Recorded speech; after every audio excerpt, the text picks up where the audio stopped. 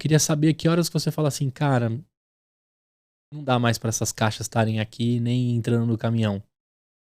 Em meio de 2020. Aí já era. Aí não dava. Porque tinha, por mais que eu quisesse, porque o empreendedor tem muito medo de perder Uhum. receita, né? Sim. Quando eu faço isso, eu perco um pouco de receita. Não é uma decisão fácil. Não, só que acho que a pandemia me ajuda, né? Porque daí eu falo, meu Deus, vai atrasar absurdamente toda a logística. Os snacks ficavam em o galpão terceiro, que quem manuseava era um prestador de serviço, né? Então ele juntava tudo na caixa e o galpão ia para o Brasil inteiro, para o Eri. E aí você fica refém também, né? Pô, será que o que ele tá me falando que ele vai fazer higienização, ele vai fazer ou não? Será É. que eu sou potencial contaminador aí de Covid? Então a gente falou, não dá, é um risco de imagem também que agora a gente tem que cortar. É. E ao mesmo tempo a gente já começava a ver o ciclo de venda da IVE reduzindo, porque quando vem pandemia, Gus, aquela dúvida do RH de, pô, será que eu tô passando do limite? Cai por água abaixo. Não, diminuir a receita da Snack, dos Dos snacks. Ah, snacks. Dos tá. snacks, né? Não da empresa como um todo, né? Aham. Dessa linha snack, mas da tecnologia saúde mental, começou a crescer, porque o RH começou a perceber que ele não tinha escolha, que se ele não se entrasse ali no meio e É. falasse, colaborador, você precisa cuidar de você, faz A, B e C, o cara não ia conseguir trabalhar. Sim. Então a gente reduz o nosso ciclo de venda da IVE de 9 meses para 3, 4.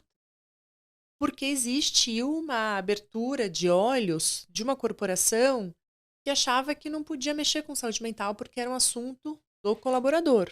Ou que não queria mexer com saúde mental, né? Sim, e a gente teve também um salto, né, de, pelo menos, exposto de agressão em casa, de situações de alta Muito. pressão, né? Alcoolismo aumentou demais. Alcoolismo, Aumentou criança em casa, demais. que a gente vai falar sobre isso no decorrer do episódio. A gente teve coisas também que foram gatilhos. Quem tava, né, talvez indo bem, porque talvez o trabalho era até o escape, chegou uma hora que nada tinha mais como escape. Não tinha como escape, aumentou demais, né? Então a gente aumenta em 25% o número de casos de depressão e ansiedade depois dessas ondas de pandemia. E o que é muito interessante, que daí, voltando um pouco no que você Uhum. diz, né? Obviamente, a pandemia não foi bom, né, para a sociedade, mas olhando o copo cheio, acho que ela acelerou o entendimento de alguns pilares. E de saúde mental foi foi um desses pilares. Porque se você olha todos os dados de OMS, né, do que fazer, Uhum. do que não fazer para cuidar de saúde mental, a gente já tinha o caminho das pedras.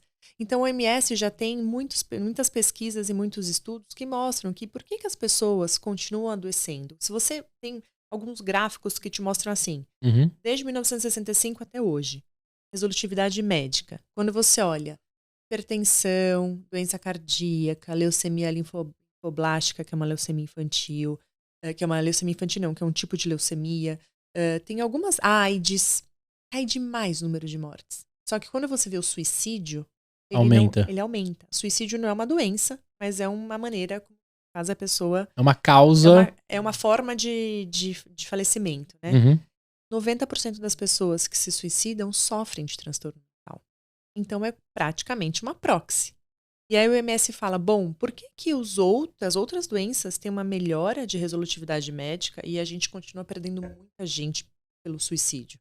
Mas você acha que rolava assim, tanto dos médicos, de geral, que era negligenciado, assim, tipo, não vamos mexer com isso, ou as pessoas não davam importância? As duas coisas, né? As Porque duas? para as pessoas darem importância, você precisa trazer informação. Então, assim, o que que o OMS fala? Cara, por que que a gente não consegue fazer a prevenção da doença mental? Falta de informação em relação ao tema, Uhum. falta de acesso e um tabu gigante. Como é que você diminui o tabu? Aumentando o nível de informação.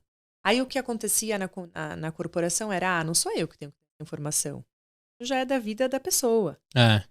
Só que não, aí Eu não quando sou vem. Eu não psicólogo, sou né? psicóloga, É. só que daí quando vem a pandemia, a corporação pensa, se eu não impulsionar esse autocuidado desse colaborador, eu como corporação tô perdida. Por que eu tô perdida? Porque o cara não vai vir trabalhar. E se ele vier trabalhar, ele vai produzir muito menos. Uma pessoa que Sim. passa por depressão e ansiedade perde, em média, 28 horas mensais de produtividade. E- Isso já é um dado. E a corporação sempre está pensando, obviamente, tem as que pensam mais ou menos na pessoa, né, no ser humano. Mas todas pensam na última linha do balanço, né? Sim. Então, não tem jeito. Eles começaram a ter que pensar nisso para conseguir ter os times trabalhando e gerando ali o que é necessário para aquela empresa continuar vivendo. E aí você tá. Como é que você tava em março de 2020 com a Ivy? Tava em MVP, tava migrando o aplicativo. O que aconteceu que o maçarico, né, acendeu e falou assim: corre que vai pegar fogo Corre que agora. vai pegar fogo. É. Eu tava com a primeira versão da Eve no aplicativo, a V1, Aham. e a gente tinha acabado de começar a aceleração com a Oxigênio. Tá. E aí a gente começou a ver que tinha um monte de melhoria no aplicativo. Uhum. Inclusive, não só para o usuário, mas como a corporação enxerga aquilo, né? E ali a Oxigênio é bom porque, para quem não sabe, a aceleração feita pela Porto Seguro, porque como eles são um player de saúde, eles têm um jeito muito bom de criticar os produtos de saúde, porque passa muita coisa na mão deles. Sim. Então eles têm muita referência. Então ali a gente começou a mexer demais e falar, putz, tem que ir por esse caminho, vamos ver se a gente acha coisa aqui. Quando é que você tem certeza que o produto é esse? Nunca. Nunca. Nunca. A Bia tá lá o tempo A Bia todo tá lá fazendo o tempo release. todo fazendo release, fazendo teste de usuário, entendendo o que acontece com o engajamento, vendo o que o usuário sente ou não de necessidade, pra pegar na mão do cara. Porque você pode falar, pô, Carol, mas cara, você tem que pegar tanto na mão de uma pessoa. Você não tá passando do protocolo Então, B2B pro B2C, né? então, você tem que pegar tanto na mão do B2C pra ele entender que precisa cuidar de saúde mental. Vou te falar, tenho. Vou te falar por quê.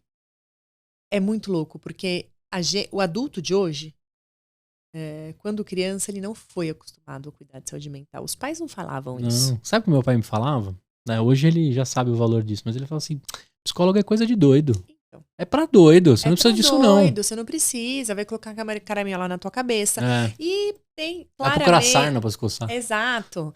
Vai lá fazer lição, vai estudar, menino, né? É. E aí, claramente, talvez ele te dissesse, putz, ó, cuidado, vai enfiar o pé no buraco, vai torcer o pé. Se torcer o pé ou quebrar, tem que pôr gesso. Então, ele sabia e eles ensinavam pra gente, né, e elas também, o que fazer com a dor física, como você não sofrer aquela dor física. Uhum.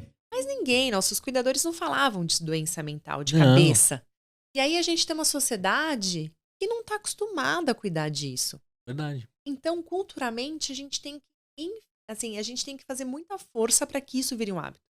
Quando esse adulto começa a colocar na prática, né, esses minutos, essas vivências de autocuidado, aí ele começa a perceber que não é um bicho de 7 cabeças, que é para todo mundo, e ele começa a perceber que é fácil. Sim. Porque também, muitas vezes, ele pensa que cuidar de saúde mental, você tem que fazer yoga 1 hora olhando para uma árvore, aí mais 1 hora de conversa, e aí você fala, putz, não é pra mim, não tá? Eu tenho filho, eu tenho coisa pra fazer, eu não tenho dinheiro pra tudo isso. Sem tempo, não irmão, consigo, né? Não tenho tempo.